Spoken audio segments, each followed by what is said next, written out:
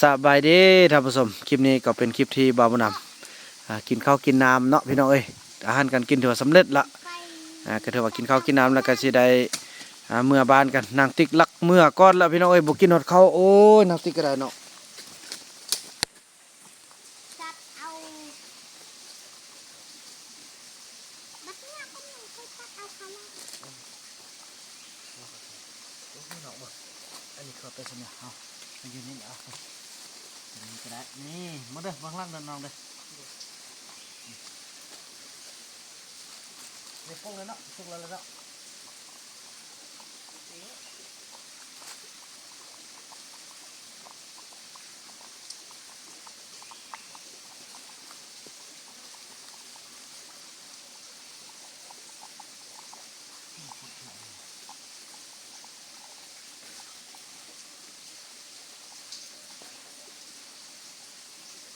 จะกินอีบุ้มได้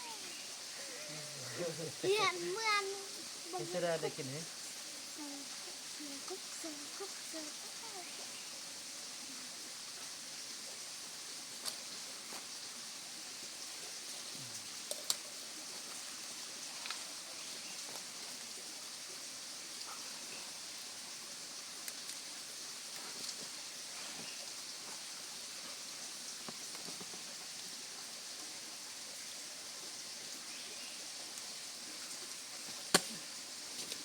เจ้ามาเครื่องที่มันคงเยอะๆเลย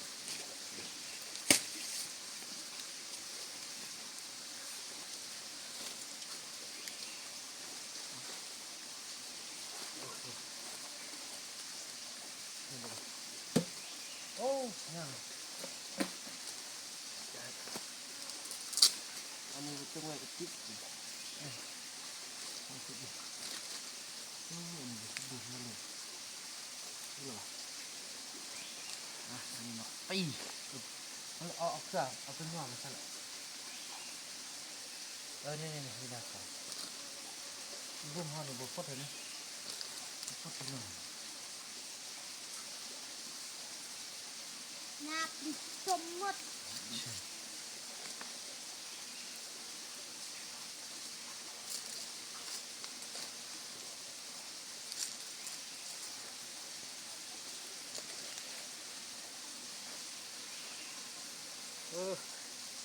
ทำหน่อยเลยทำหน่อยเลย หวาน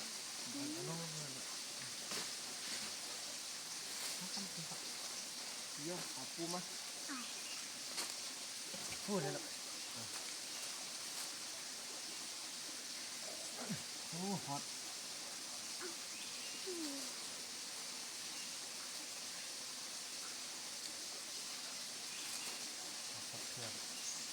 แล้วลูกเข้ามากินเลย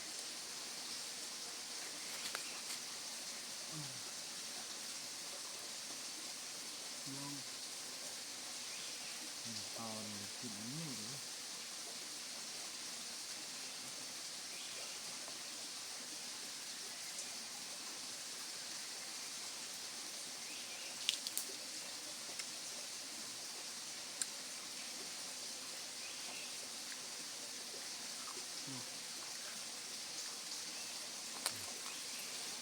นะใช่ไหมติ๊กเฮ้ย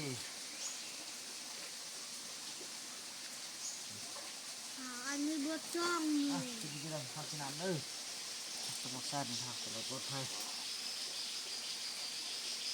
นี่เกลือเอามาเข้าไปนี่แล้วก็มาปี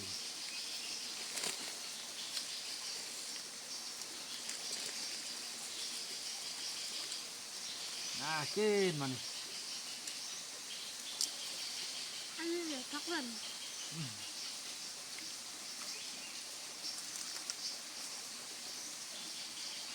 มายามไอ้นุ่นมายามลูกยงได้กินแต่ตุ๊กไก่ ใกล้เอาไปไว้ที่หน้าพุ่นเนี่ยกินเอา กินไก่ปลา ไก่ผู้แดงไก่มาปี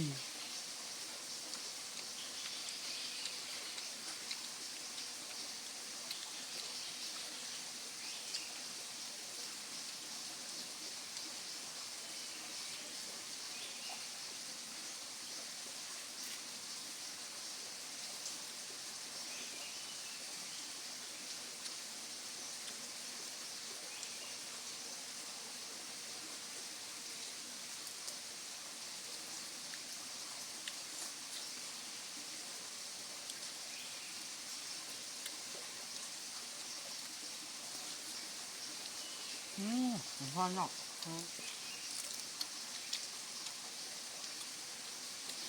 ถึงทำกันเด้อพี่น้องเอ้ยฮะ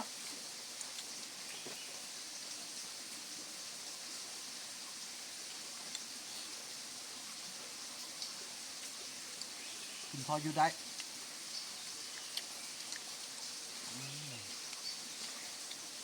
ผ่านนะพี่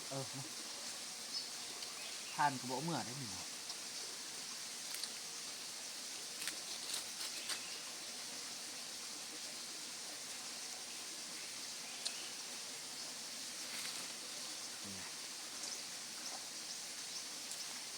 นั่นลอยนั่นลอยโอ้โหหอมฮะ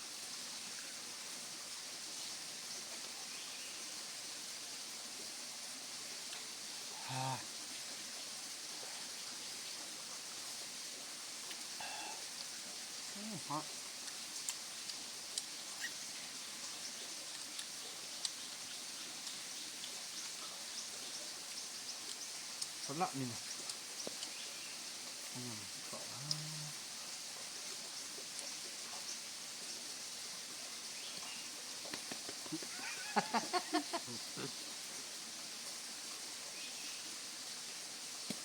เฮ้ยไปโยนให้นำบะไรหมดเงาจะเบิดในห้องหรือวะ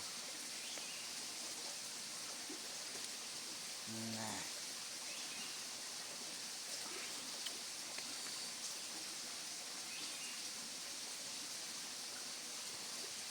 กินมันขึ้น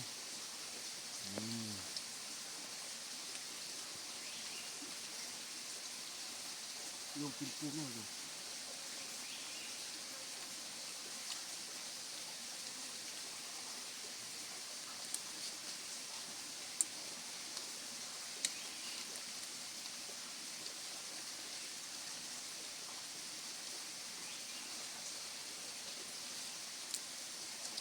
ฮักกินเลย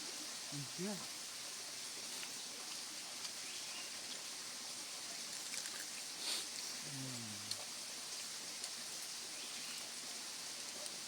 เพื่อดีขนาดนั้น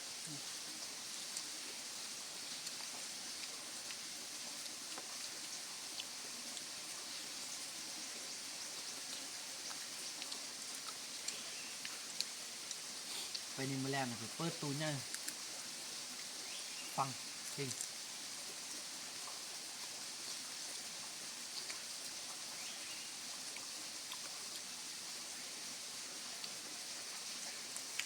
เมื่อหนูพาไปกระท่อมเนาะ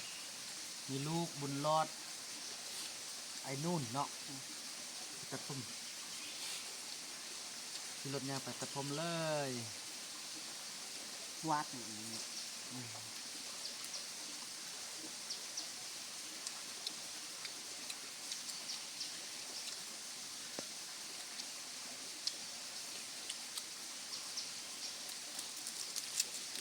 ไม่มีพร้อม ปูนที่มีบ่มีแล้วมันเอาสิ เนาะถึงก็ได้วะพวกก็เดินเลยยำหน้าก็เลยมีน้ำมันเนาะ เน่านี่ เปลี่ยนไปละปูกับบุมีอาหารการกินละ จะอยู่วุ่นแบบ มันเงินบอก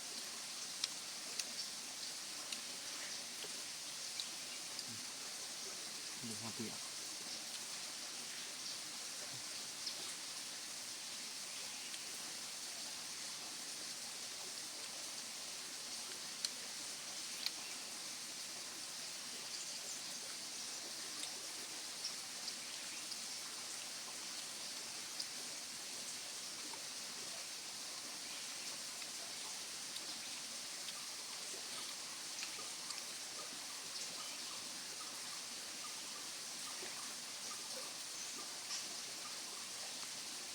กระปัดวะ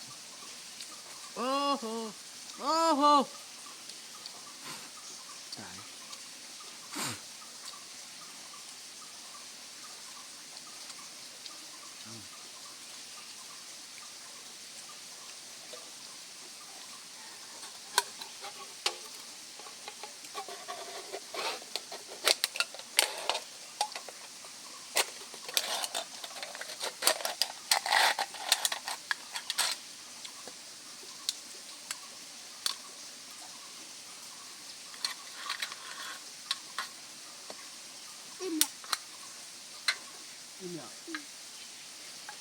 เนาะมัน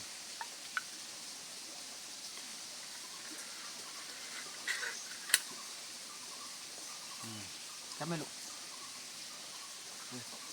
นี่เอาเข้าชิ้นนึง สุกเลย สุกเลยมีสุกเลยดิจับไหมลูกสุกอ๋อใส่บุ้มแม่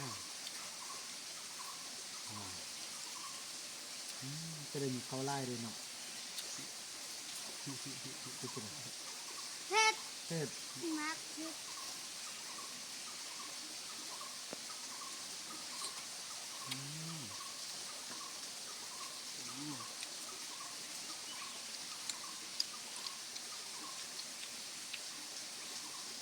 ดีคนมายืดปากเนาะ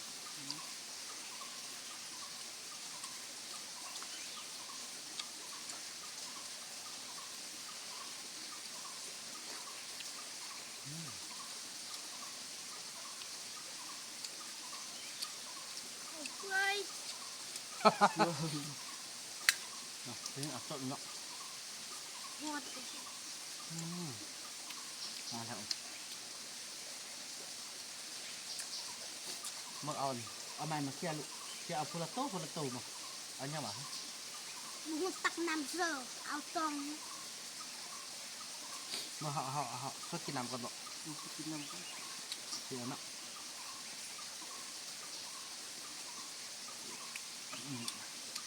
จับเดี๋ยวอีหอมไหมบ่แล้วอ๋อมาพายเย็นนำ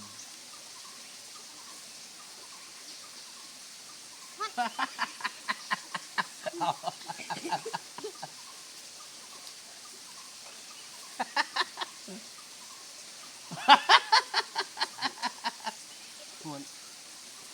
เปล่านึงก่อนเนาะ มาเอาหนึ่งครับ กินละกินกินปุ้ง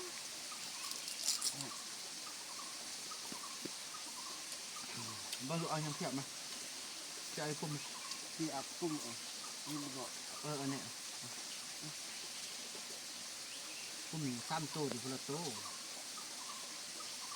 นั่นเรียบร้อย ปลาอีปุ่นตัวแบบนี้นะ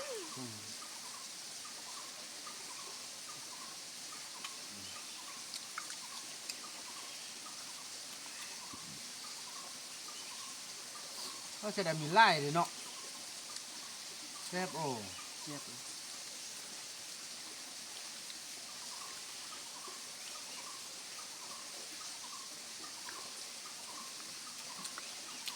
เอาอย่างเชื่อไหมเนี่ย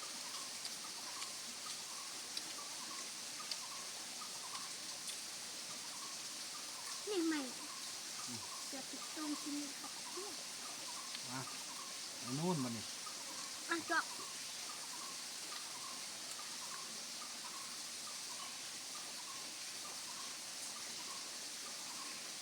อืม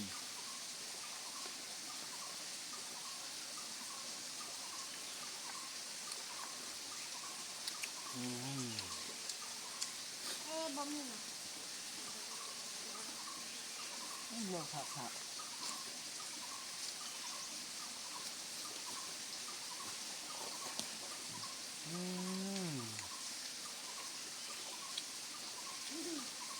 แซ่บเนาะเขาทำมันหรอกเริ่มร้อนเนาะ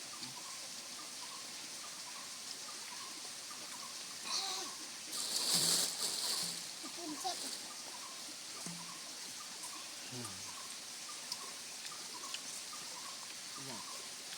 ตักไปตักบันเทิงเดี๋ยว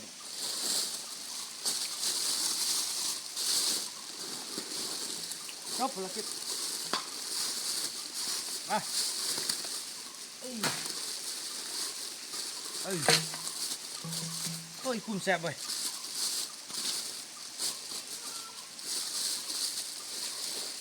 เมียนเครื่องกันกันเลยโอ้พอแต่มีแฮง มีแห้งใจ โอ้มันรอดแล้วเนาะ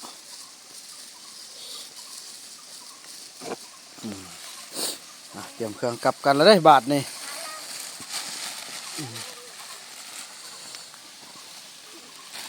โอ้เป็นอันนี้อยู่ป่าเนาะบัดมีอันกินแล้วมีบัดบ่มีแล้วบ่มีเนาะไอ้ยงก็ว่าสิบ่มาป้าตึมละสั่นป้ามาต้นๆมาเทื่อนึงจังซั่นแหละพี่น้องเอ้ยคลิปนี้บ่าวบ่นำขออนุญาตจบคลิปกันเพียงส่ำนี้ก่อนพี่น้องเอ้ยแล้วก็ว่ากันใหม่ในคลิปต่อไปเนาะคลิปนี้บ่าวบ่นำขอกล่าวคำว่าสบายดี